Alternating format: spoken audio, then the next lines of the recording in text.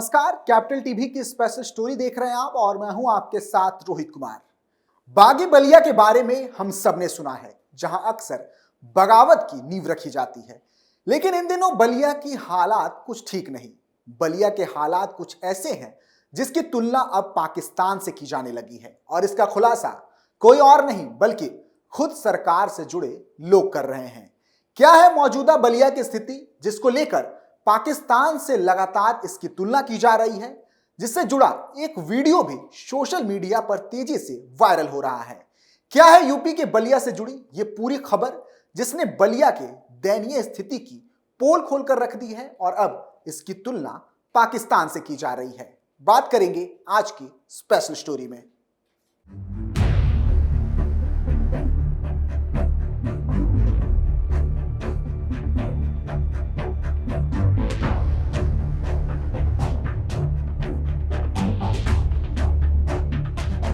पाकिस्तान से बदतर बलिया के हालात, हिंदू देवी देवता हुए बेघर, सड़कों पर आए मंदिर और आराध्य। बागी बलिया से चौंकाने वाला खुलासा।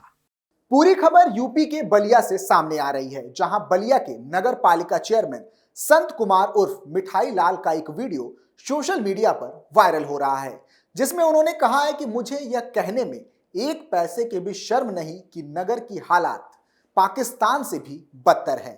एक पैसा भी कोई टैक्स नहीं देना चाहता। हम अपने घर में रहते हैं और हमारे आराध्य नालियों के ऊपर और सड़कों पर। हैरानी की बात यह है कि वायरल वीडियो की पुष्टि भी खुद चेयरमैन ने की है। बलिया के नगर पालिका चेयरमैन ने आगे कहा कि नगर पालिका एक ऑटोनोमस बॉडी है, जैसे प्रदेश सरकार है उसी तरह नगर पालिका की सरकार है। इसका मतलब है कि आप अपना अर्जित कीजिए और खर्च कीजिए। सरकार तो जो दे रही है वह कर्ज दे रही है। मुझे कहने में एक पैसे के भी शर्म नहीं कि आपके नगर की जो हालत है वह पाकिस्तान से भी बदतर है। एक पैसा भी कोई टैक्स देना नहीं चाहता। चेयरमैन यही नहीं रुके, वे आगे कहते हैं, आज हम टाउन हॉल गए थे, जहां पता चला कि शहर का सबसे बड़ा व्यक्ति नाली पर निर्माण करा रहा है। जिले के सभी मंदिर सड़क पर हैं और हम लोग घर में रहते हैं, जबकि हमारे आराध्य नाली के ऊपर और सड़कों पर। यही हमारी धार्मिक आस्था है। चेयरमैन ने आगे कहा कि उनके पास करीब 40 लोग पेयजल की समस्या लेकर आए। मैंने उस दिक्कत को महसूस किया, लेकिन उन लोगों से पूछने पर पता चला कि उनमें से किसी के पास कनेक्शन नहीं है।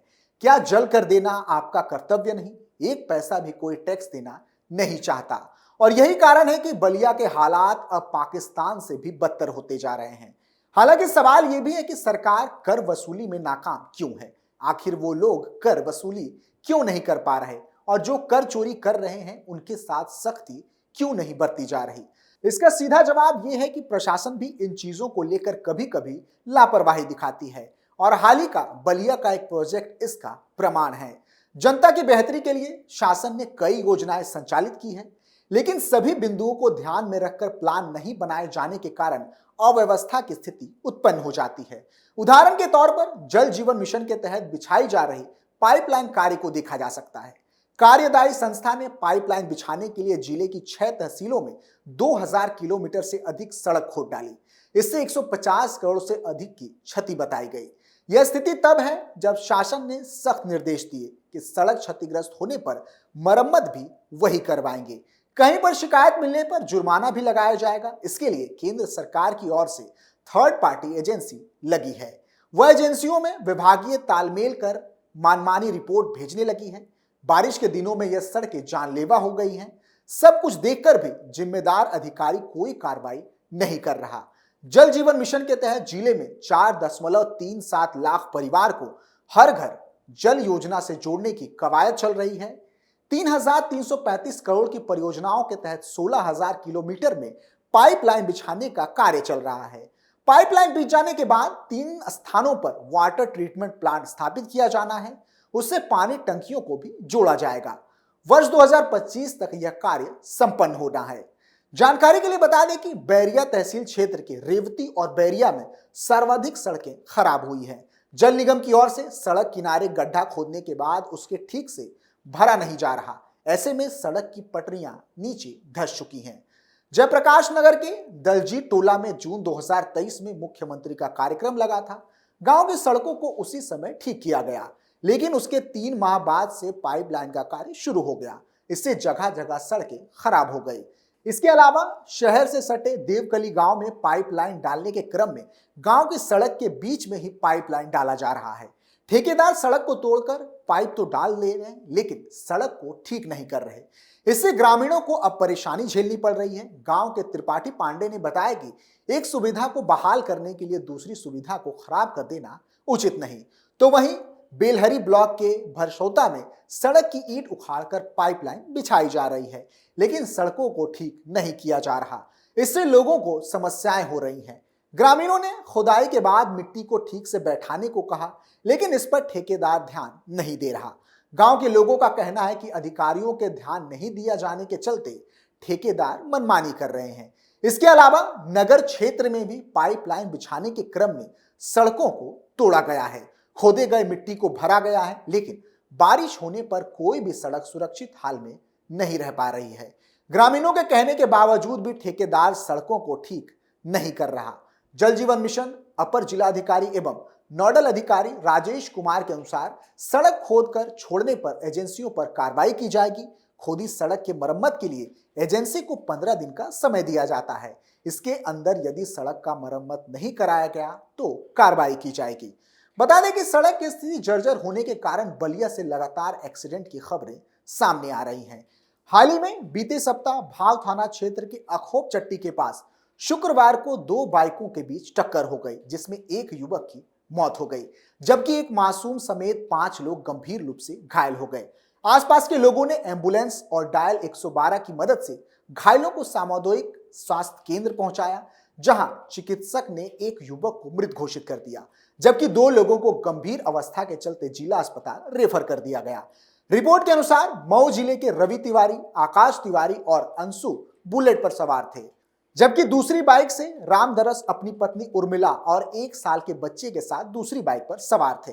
जैसे ही दोनों बाइक सवार अखोप चट्टी के पास पहुंचे कि आमने सामने जोरदार टक्कर हो गई।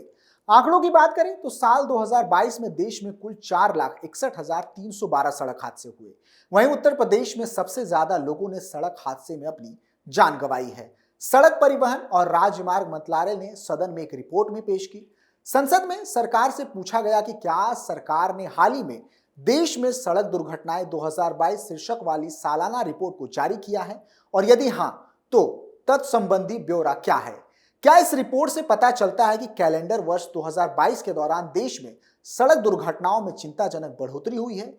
यदि हां तो पिछले 3 सालों के दौरान राज्य, संघ, राज्य क्षेत्रवार कितनी सड़क दुर्घटनाएं हुई और कितने व्यक्ति मारे गए या फिर घायल हुए हैं। सड़क और राजमार्ग मंत्री नितिन गडकरी ने संसद में बताया कि साल 2022 में 4,61,312 सड़क हादसे हुए। साल 2021 में 4,12,432 सड़क हादसे हुए। वहीं 2022 में सबसे ज्यादा उत्तर प्रदेश में लोगों के हादसे में जान गई है। साल 2022 में यूपी में सड़क हादसे में 22,595 लोगों ने जान गंवाई, तो वहीं 2021 में यह आंकड़ा 21,227 था। यूपी में साल 2022 में कुल 41,746 सड़क हादसे हुए।